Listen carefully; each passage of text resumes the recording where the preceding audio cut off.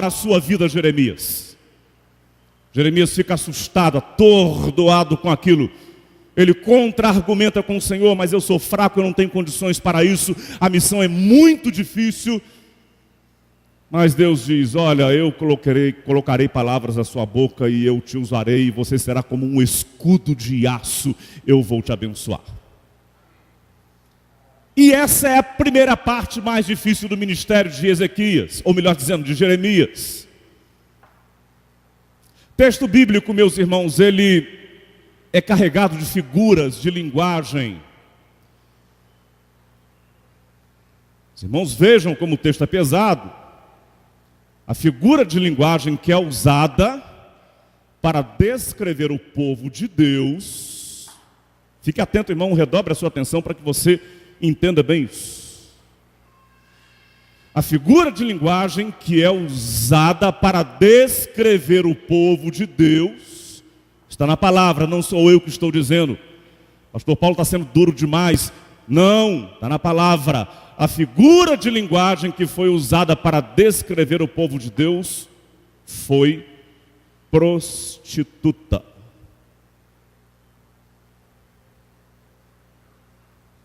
Pesado, não é, irmãos? Façam assim para eu me sentir assim. Pesado, irmãos? Bastante, irmão. Isso. Muito pesado. E durante todo esse capítulo 3, é dessa forma que Deus faz referência ao seu povo. E aí, meus irmãos, seguem 3 advertências muito severas, que eu quero mencioná-las para os irmãos rapidamente. A primeira delas está no verso 3. Sua Bíblia permanece aberta. Abra novamente Jeremias 3, porque nós mencionaremos alguns versos que estão aí nesse texto e eu quero que você os releia comigo. Mas tu tens a fronte de prostituta e não queres ter vergonha. Você pode ler comigo? Ainda que a sua versão seja um pouco variante em relação à minha, leia. Mas tu tens, vamos todos juntos recomeçar? Mas tu tens a fronte de prostituta e não queres ter vergonha. Olha bem para cá, irmão, e preste atenção no que eu vou te dizer.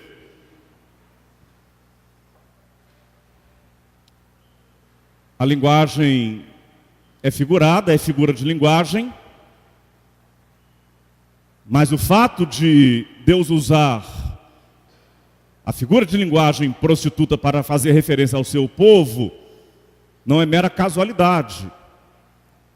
Eram dias em que o seu povo chamado para ser santo, o seu povo chamado para ser monoteísta, o povo que Deus escolheu para introduzir o culto monoteísta sobre a face da terra, o povo de Israel. Naquele momento o seu povo, o povo de Deus, este povo estava tomado de idolatria. E junto com a idolatria, iniquidade moral. Junto com a iniquidade moral, transgressão abundante, imoralidade, problemas sérios, seríssimos que aconteciam e que faziam parte, meus irmãos, da cultura do povo. Não eram apenas casos episódicos, isso fazia parte da cultura de Israel, naquele tempo, naqueles dias, de modo assustador. Mas o problema maior, meus irmãos, não era esse. Isso por si só já é um tremendo de um problema. Povo chamado para ser santo, se promiscuía. Povo chamado para adorar apenas a Deus, subia nos altos montes para construir os seus ídolos, suas imagens. Povo chamado para adorar ao Deus único, adorava ao Deus único, mas também paralelamente a isso, vivia num estado de perversão sexual apavorador. Tudo isso era sério, muito sério. Porém, mais sério do que isso, observe bem o verso 3 comigo, que nós lemos. Eu vou reler e você apenas vai me acompanhar. Observe bem um detalhe. Mas tu tens a fronte de prostituta. Agora veja esse detalhe. Quando nós lemos a palavra, meus irmãos, detalhes são importantes. E não queres ter vergonha. Percebeu onde eu quero chegar? E não queres ter vergonha. O que é que significa este e não queres ter vergonha? Eu vou resumir um significado desta afirmação com uma frase, preste atenção. Pior do que o pecado é a atitude de complacência para com o pecado.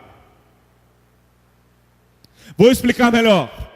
Pior do que a transgressão é a atitude de conformidade em relação à transgressão. Ou seja, é assim mesmo. Faz parte. Termo mais coloquial ou expressão mais coloquial, todos nós somos humanos.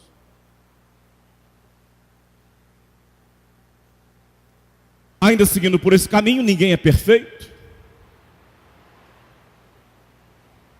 Ou seja, o povo não queria voltar atrás, não queria chegar a um ponto cabal, contundente, de arrependimento, de confissão, de joelhos dobrados, de choro. Apesar das advertências de Deus, e apesar de saber-se que aquilo que estava sendo vivido, estava sendo praticado, era algo que era abominado pelo Senhor, o povo continuava. Não queremos deixar de ser prostitutas. Não queremos. Não queremos. Lembro, meus irmãos, que em 1992, eu era pastor da primeira igreja batista de Resende, e eu fui convidado pela TV Rio Sul, estação da Rede Globo de televisão, que cobre todo o sul fluminense do estado, todo o sul fluminense, obviamente, do estado do Rio de Janeiro, né? E o programa era um debate sobre legitimidade ou não da prostituição. E eles convidaram para participar daquele debate uma prostituta profissional do Rio de Janeiro, líder de um pretenso sindicato de prostitutas. E eu confesso aos irmãos que me apavorou a frieza daquela jovem senhora, que se dizia inclusive casada, e argumentava: não, meu marido compreende, lógico, é uma profissão normal como qualquer outra. Assim como ele sai para trabalhar, eu também saio para trabalhar. O trabalho dele é durante o dia, o meu é durante a noite. O que é que isso tem a ver com o meu casamento? Eu apenas empresto meu corpo para que outros homens tenham momentos de prazer e ganham bom dinheiro por isso. Tem nada a ver uma coisa com a outra. Meus irmãos, assim como eu fiquei assustado, alguns irmãos estão manifestando fisionomicamente apreensão com relação a isso. Era isso que estava acontecendo com o povo de Deus naqueles dias. Pior do que o pecado é a atitude de complacência, de concordância, aquele olhar de normalidade. Meus irmãos, aí eu paro para refletir o quanto é difícil nós chegarmos a esse ponto crucial para o Evangelho, crucial. Sem esse ponto que eu vou mencionar para os irmãos agora, a graça, o sacrifício de Jesus, o amor de Deus, o poder do Evangelho, não tem valor nenhum. Nós aniquilamos o valor da cruz. Que ponto é esse? Arrependimento. Confissão. Coração quebrantado. Muita prontidão para rever-se a si mesmo. Muita prontidão para rever a própria vida.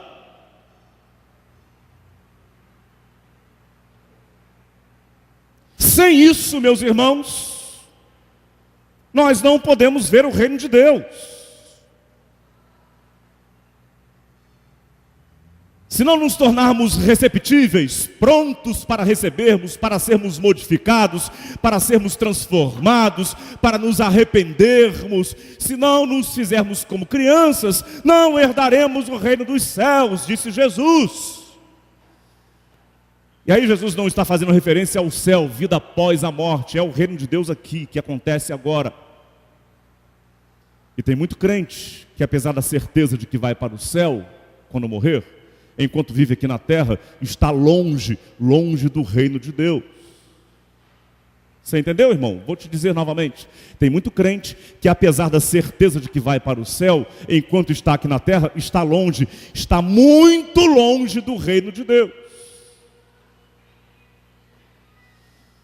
Meus irmãos, esse é o ponto de todo esse texto. Confesso que eu poderia encerrar minha mensagem aqui. Nesse versículo, o verso 3, está a chave de todo o capítulo 3 de Jeremias e, eu diria, de todo o livro do profeta Jeremias. Corações resistentes. Aliás, meus irmãos, há pessoas que são pessoas muito difíceis de operarem mudanças em suas vidas, ou de terem suas vidas modificadas. Isso não apenas o que diz respeito ao pecado, à transgressão, isso diz respeito a posições na vida, forma de entender as coisas. São pessoas muito complicadas, né? Eu tenho certeza que você deve conhecer uma ou outra pessoa difícil. A gente chega a usar assim algumas expressões mais coloquiais, né? Quando a gente lida com alguém difícil, né? Algumas delas eu conheço, não sei se os irmãos conhecem, né? A gente fala assim, por exemplo, aquele sujeito é ruim de manobra. Já ouviu essa expressão? Camarada complicado, ele é duro, ele é resistente, não há nada que o convença de que ele pode estar errado. Ou então a gente chega e diz assim, aquela mulher ali, surda igual uma porta. Já ouviu também essa expressão? Alguns sim, outros não. Ou seja, não adianta. Você fala, não adianta. Não adianta. Ou então, você está falando para ele, está falando, e parece que você está falando para as paredes. Não ouviu nada. Não entrou nada. Não desceu nada ao coração. Nada mexeu. Esse foi o grande problema de Jeremias, esse foi o grande problema que ele encontrou no lidar no seu ministério profético com o povo de Israel. Problema, meus irmãos, semelhante a Saulo de Tarso. Saulo se converteu ao Senhor Jesus no caminho de Damasco.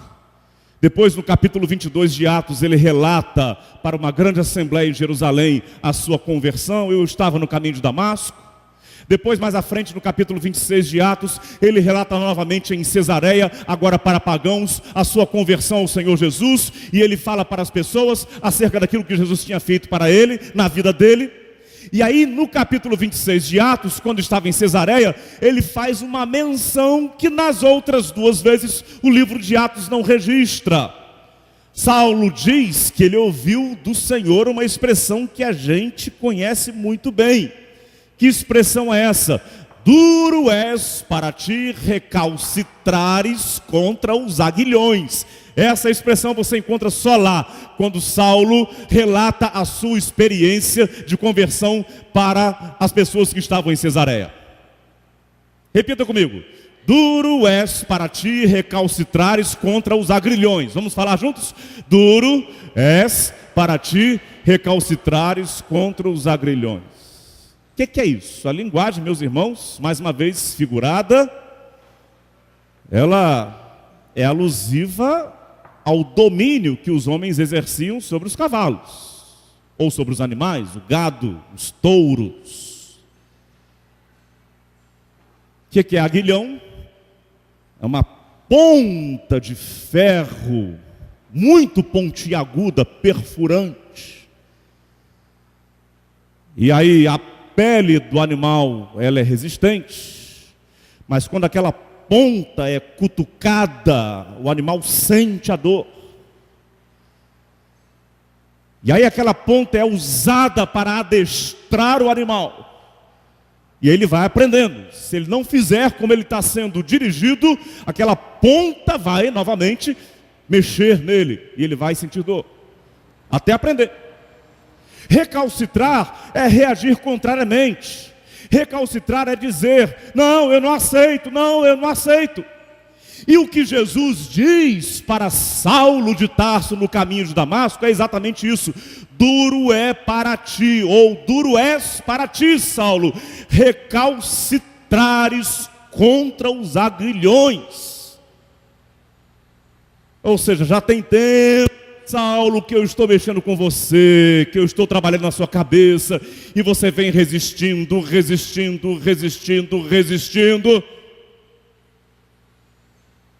Aí a gente fica imaginando, como que Jesus fazia isso com Saulo? Você imagina Saulo diante de Estevão, morrendo, ele olhando ali diante das vestes de Estevão, vendo o homem sendo apedrejado, e sofrendo até morrer. Consciência de Saulo, meu Deus.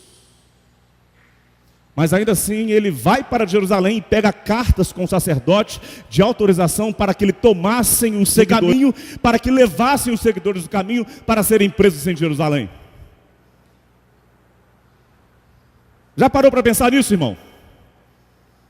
Será que a gente não faz isso? E aí deixa eu te perguntar então, qual foi a última vez que você foi advertido? Qual foi a última vez que você foi orientado? Ou qual foi a última vez que alguém tentou te disciplinar e que você disse, olha, realmente, tem razão. Estou seguindo por um caminho que não é bom. Preciso mudar. Olha, realmente, não é por aí.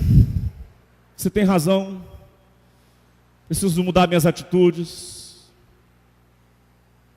Qual foi a última vez que você soube de alguém que vive falando mal da vida dos outros?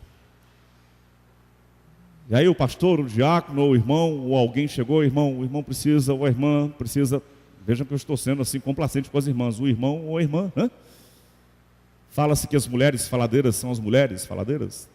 Qual foi a última vez que você ouviu alguém dado a maledicência, que não tem controle sobre a língua, e alguém chegou perto dessa pessoa e disse, olha, você precisa controlar, você precisa dominar o seu ânimo, você precisa controlar e colocar freios na sua língua. Qual foi a última vez que alguém assim, que você tenha visto, disse, olha, de fato, Senhor, eu não apenas preciso dominar a minha maledicência, não apenas preciso controlar a minha língua, mas eu vou jejuar e orar. Espírito Santo de Deus, controla a minha língua em nome de Jesus. Já viu isso, irmão? Sim ou não, irmão? Alguns sim, glória a Deus. Quem disse sim aí? Glória a Deus, amém. Mas eu estou citando apenas uma possibilidade, irmãos, porque nós recalcitramos. Porque nós somos resistentes. Recalcitramos no pecado.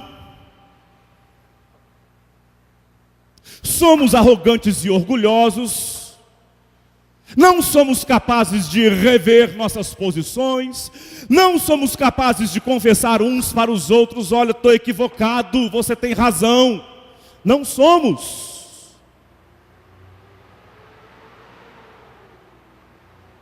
Meus irmãos, esse, volto a dizer, é o ponto-chave desse capítulo 3 e de quase todo o ministério de Jeremias. Mas eu quero dizer algumas coisas muito rapidamente para você, querido irmão. Tenha bom ânimo e tenhamos bom ânimo. Em primeiro lugar, por que eu quero dizer para você, tenhamos bom ânimo? Porque Deus requer que tão somente reconheças a tua iniquidade. Leia comigo o verso 13, me acompanhe. Diante de toda essa descrição trágica e assustadora sobre o povo de Israel, o verso 13 diz: o Senhor fala ao povo: tão somente reconhece a tua iniquidade, reconhece que transgrediste contra o Senhor teu Deus. Vamos dizer um amém bem forte, irmãos? Amém, igreja? Amém. Aleluia. Irmãos, prestem atenção. Algum tempo atrás eu disse isso para a igreja e evito ao máximo possível ser repetitivo, mas eu agora entendo que eu devo repetir algo que boa parte aqui já ouviu. Tenho 27, quase 28 anos de ministério pastoral. Próximo dia 19 de abril completarei 28 anos. Tenho boa passagem por um número razoável de igrejas batistas. Eu quero dizer para os irmãos que eu desconheço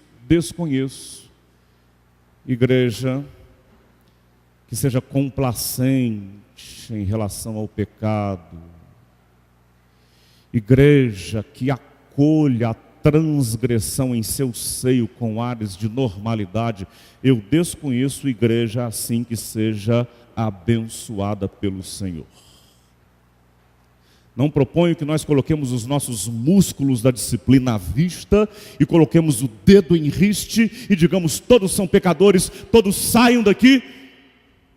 Não, irmãos. Mas eu quero dizer que nós precisamos nos manifestar e nos colocar como pessoas quebrantáveis diante do Senhor. Amém, igreja? Conheci muito de perto, irmãos, muito de perto, uma igreja que ao longo de décadas, eu digo para os irmãos sem receio, uma igreja que ao longo de décadas não conseguia progredir, avançar, alavancar. Apenas um dos episódios daquela igreja, apenas um dentre os muitos. Coro muito bonito aqui, todo mundo de beco, um formato litúrgico muito tradicional. Durante pelo menos 3 anos, tenor que sentava lá na ponta e cantava lá na ponta, tendo um relacionamento, ele com mulher e filhos em casa, tendo um relacionamento com a soprano cada outra ponta, ela com marido e filhos em casa. E vez por outra no ensaio até os olhares se entrecruzavam e pintavam uma piscadinha de olho para um e para o outro.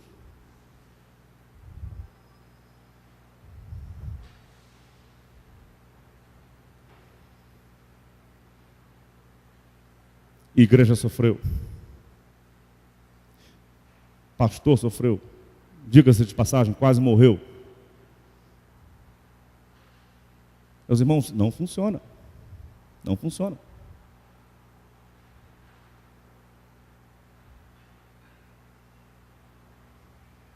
Nós temos que entender isso. Se queremos fazer espetáculo, meus irmãos, queremos assistir espetáculo bonito? Quer assistir um bom espetáculo bonito? Vai ali no municipal. Qualquer coisa que eles fizerem lá vai ser muito mais bonito do que nós fizermos aqui. Lá eles têm milhões de reais à disposição, grandes patrocinadores, poder público, os músicos são profissionais. Vai lá. Se a questão é ver espetáculo, é ver coisa bonita, vai no municipal. Quer ver excelentes cantores cantando? Exime o coro. Vai aqui em frente da nossa igreja. Vai ali na Sala São Paulo. As coisas mais lindas da minha vida que eu já vi, musicalmente falando, eu vi ali na Sala São Paulo.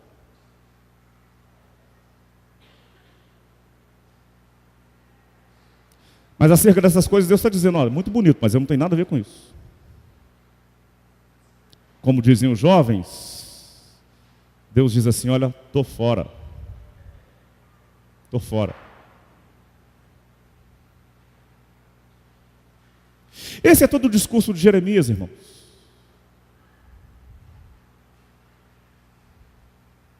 Esse é todo o discurso dele. Leia os 52 capítulos de Jeremias, você vai encontrar isso, de ponta a ponta. E aí, querido irmão, isso me faz lembrar a canção de um grupo. Canção que nós, durante um tempo, cantamos muito aqui. Confesso que eu gosto demais dessa canção. Se eu tivesse sido mais cuidadoso, pastor Márcio, eu teria pedido ao irmão para preparar essa canção para agora. Fica para uma próxima oportunidade. A canção diz: dar-te-ei mais que uma canção,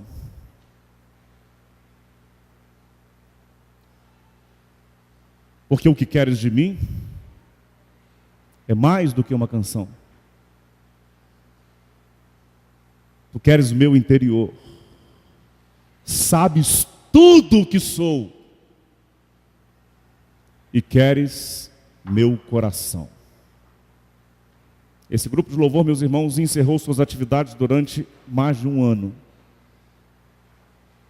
E decidiu: nós vamos orar, vamos jejuar, vamos nos quebrantar e vamos diagnosticar onde nós temos errado diante do Senhor. Quando voltou às atividades, essa foi a canção produzida por esse grupo. Ânimo, irmão. Deus é compassivo. Se você toma essa atitude, o Senhor te recebe. Amém, igreja? É tudo que Deus quer de você. Deus não quer que você suba as escadarias da Penha no Rio de Janeiro esfolando os seus joelhos para que você se expurgue dos seus pecados. Deus não quer que você coloque uma cruz pesada de madeira nas costas e vá pela rodovia Presidente Dutra até Aparecida esfolando suas costas. Deus não quer isso da gente. Deus quer de nós é aquilo que você encontra lá no segundo livro das Crônicas dos Reis. Abre lá, porque nós vamos encerrar lendo juntos. Segundo livro de Crônicas, capítulo 7, verso 14. Todo mundo abriu? Fica de pé, porque nós vamos ler esse texto solenemente. 2 Crônicas 7, 14.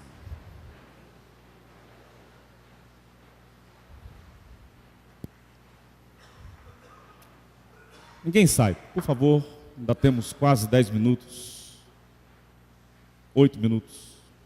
Vamos ler juntos, irmãos? Todos nós em voz alta. Leiamos.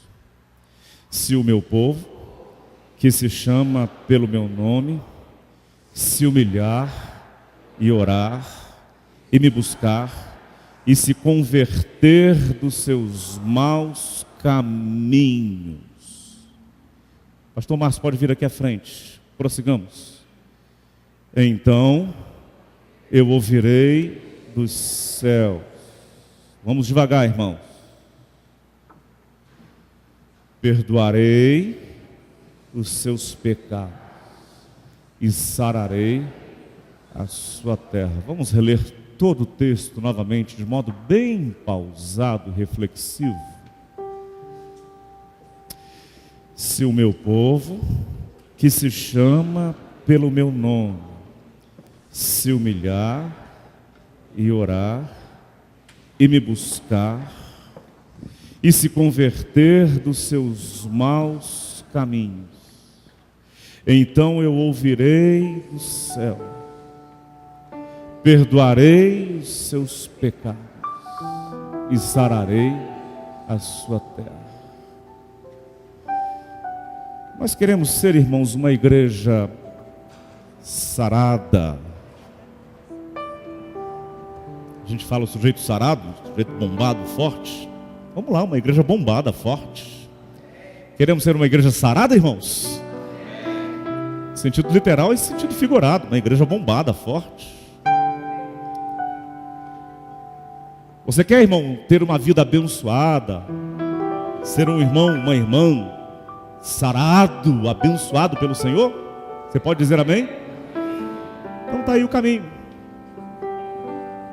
Se arrepender, reconhecer suas maldades, sua iniquidade, voltar dos seus maus caminhos, voltar para a face do Senhor.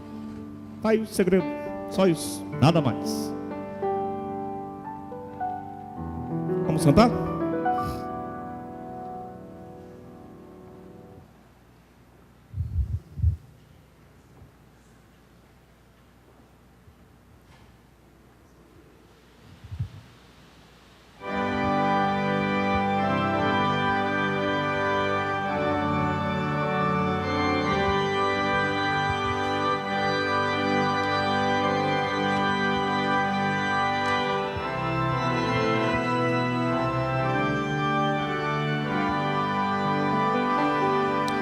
Mais de Cristo quero ver, mais do seu amor obter, mais da sua compaixão, mais da sua mansidão, mais de Cristo.